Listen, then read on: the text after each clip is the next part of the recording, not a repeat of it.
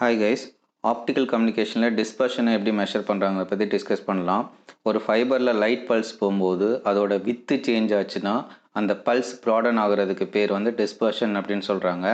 ஒரு செர்டைன் ரேஞ்சுக்கு வந்து அது போகும்போது லைட் பல்ஸ் வந்து அதோட வித்து வந்து சேஞ்ச் ஆகுது, அதை தான் வந்து நம்ம டிஸ்பர்ஷன் சொல்கிறோம். ஸோ இந்த பல்ஸ் வந்து ப்ராடன் ஆகிறதுனால என்ன ஆகும்னா ஃபஸ்ட்டு பல்ஸும் செகண்ட் பல்ஸும் இன்டர் சிம்பிள் இன்டர்ஃபரன்ஸ் ஆகும். ஸோ இன்டர் சிம்பிள் இன்டர்ஃபரன்ஸ் போகும்போது ஆலிசிங் எஃபெக்ட் வரும். ஸோ லாங் டிஸ்டன்ஸ்க்கு வந்து என்னால் வந்து கம்யூனிகேட் பண்ண முடியாது. ஸோ டிஸ்பர்ஷனுங்கிறது ஒரு important parameter for the information carrying capacity of the fibre. எவ்வளோ இன்ஃபர்மேஷனை அதனால் கேரி பண்ண முடியுங்கிறதுக்கு டிஸ்பர்ஷன் வந்து ஒரு இம்பார்ட்டன்ட் பேராமீட்டர். இதில் வந்து நிறைய 3 டைப்ஸ் இருக்குது. ஒன்று வந்து மெட்டீரியல் டிஸ்பர்ஷன், இன்னொன்று வந்து வேவ்கைட் டிஸ்பர்ஷன். இதை வந்து குரோமாட்டிக் டிஸ்பர்ஷன் ஆர் இன்ட்ராமாடல் டிஸ்பர்ஷன் சொல்லுவாங்க. இந்த ரெண்டு டிஸ்பர்ஷனையும் இது ரெண்டும் எங்கே அக்கர் ஆகும்னா மல்டி மோட்லேயும் அக்கர் ஆகும், சிங்கிள் மோட்லேயும் அக்கர் ஆகும். இது இன்டர் மாடல் டிஸ்பர்ஷன் ஒன்று இருக்குது, அது மல்டி மோட் ஃபைபரில் மட்டும்தான் அக்கர் ஆகும். ஸோ மெட்டீரியல் டிஸ்பர்ஷன்னா என்னென்னு ஆல்ரெடி செகண்ட் யூனிட்டில் படிச்சிருப்பீங்க. மெட்டீரியல் டிஸ்பர்ஷன் என்னென்னா ரிஃப்ராக்டிவிட்னஸ் வந்து ஆஃப் த மீடியம் வந்து சேஞ்ச் ஆகும் டிபெண்ட் அப்பான் த வேவ்லென்த்னால உங்களோட ரிஃப்ராக்டிவிட்னஸ் சேஞ்ச் ஆச்சுன்னா அதுக்கு பேர் வந்து மெட்டீரியல் டிஸ்பர்ஷன். அதுக்கு மெட்டீரியல் டிஸ்பர்ஷன் ஒரு பேராமீட்டர் கண்டுபிடிச்சிருப்பாங்க. அதுக்கு செர்டன் பேராமீட்டர்ஸ் வந்து ஸ்டெப்ஸ் வந்து ஃபாலோ பண்ணுவாங்க. ஃபஸ்ட்டு வந்து ப்ரொபகேஷன் கான்ஸ்டன்ட் இருக்கும், அதுலேருந்து குரூப் டிலே 2 ஈக்குவேஷன்ஸ் எடுத்திருப்பாங்க.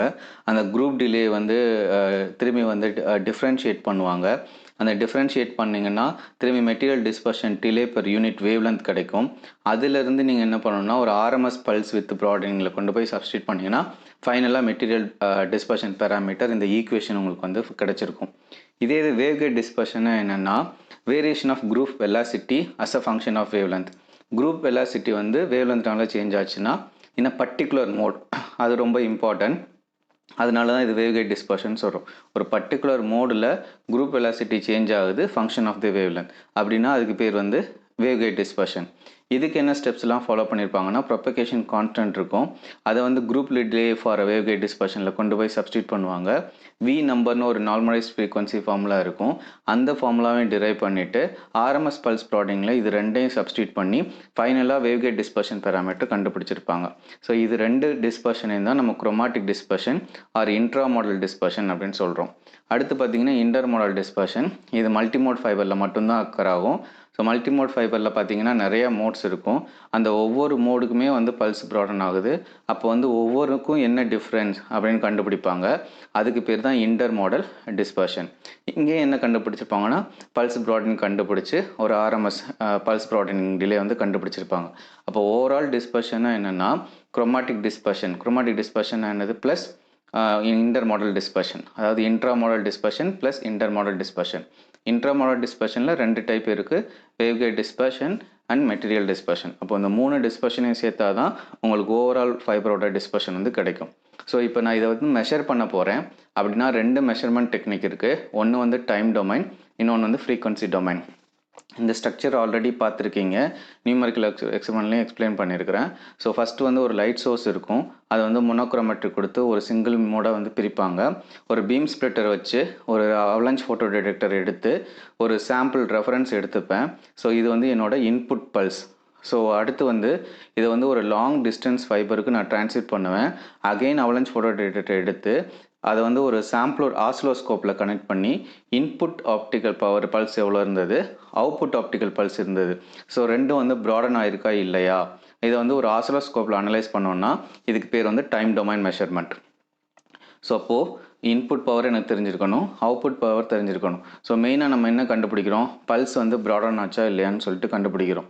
ஸோ அப்போது இந்த ப்ராடன் ஆனதை வந்து என்னென்னா டவுன் ரெப்ரசன்ட் பண்ணுறாங்க. ஸோ அவுட்புட்டில் வந்து 3 dB பேண்ட்வித் தான் எப்போதுமே எடுப்போம்.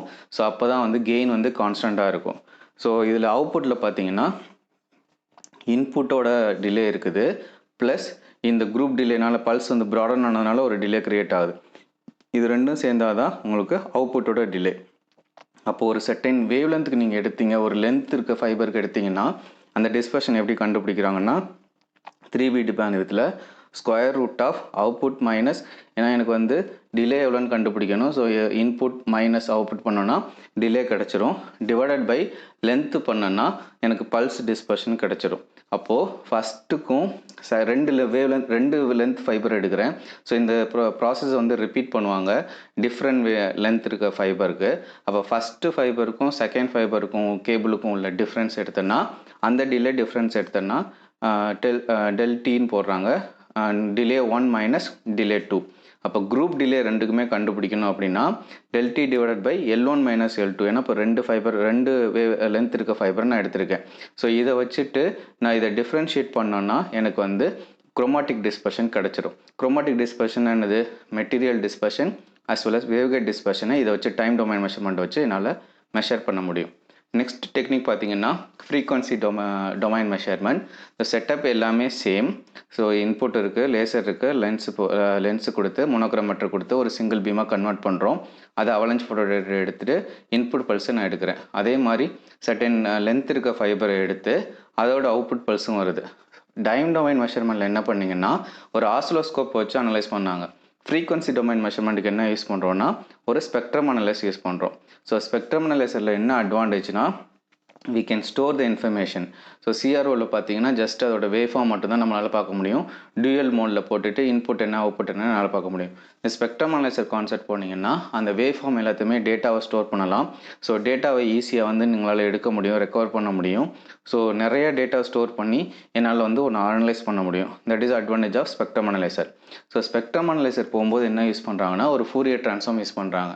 ஃபூரியர் ட்ரான்ஸ்ஃபார்ம்னா என்னது? ஒரு டொமைன்லேருந்து இன்னொரு டொமைனுக்கு மாற்றுறது பேர் வந்து ஃபூரியர் ட்ரான்ஸ்ஃபார்ம். மெயினாக என்ன பண்ணுவாங்க? டைம் டொமைன்லேருந்து ஃப்ரீக்வன்சி டொமைன், ஃப்ரீக்வன்சிலேருந்து டைம் டொமைன் வைப்பாங்க. ஸோ இங்கே வந்து ஒரு பவர் லெவலை வச்சு ஃபூரியர் ட்ரான்ஸ்ஃபார்முக்கு ரிலேஷன் கொடுத்துருக்காங்க. Output power that is equal to H of W into PIFW. ஹச்ங்கிறது transfer function. So output divided by input. இதுதான் வந்து relation for the frequency domain relationship. So இங்கேயும் என்ன கண்டுபிடிக்கிறாங்கன்னா குரூப் டிலே கண்டுபிடிக்கணும். அதுக்கு ரெண்டு ஃபார்முலா யூஸ் பண்ணுறாங்க. ஆங்கிளும் ஃபேஸ் சேஞ்சஸ் கண்டுபிடிக்கிறாங்க. அதுக்கு ஒரு ஃபார்முலா கொடுத்துருக்காங்க. அடுத்து ஜென்ரல் ரிலேஷன், ஃப்ரீக்வன்சிக்கும் டைமுக்கும் உள்ள ரிலேஷன். ஸோ இதை வச்சுட்டு ஸோ எவ்வளோ டிலே அக்கர் ஆகுது, பல்ஸ் வந்து எவ்வளோ ப்ராடன் ஆகிருக்கு அப்படின்னு கண்டுபிடிக்கிறாங்க.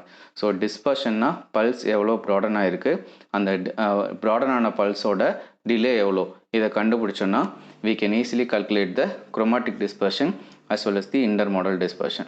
Thank you for listening.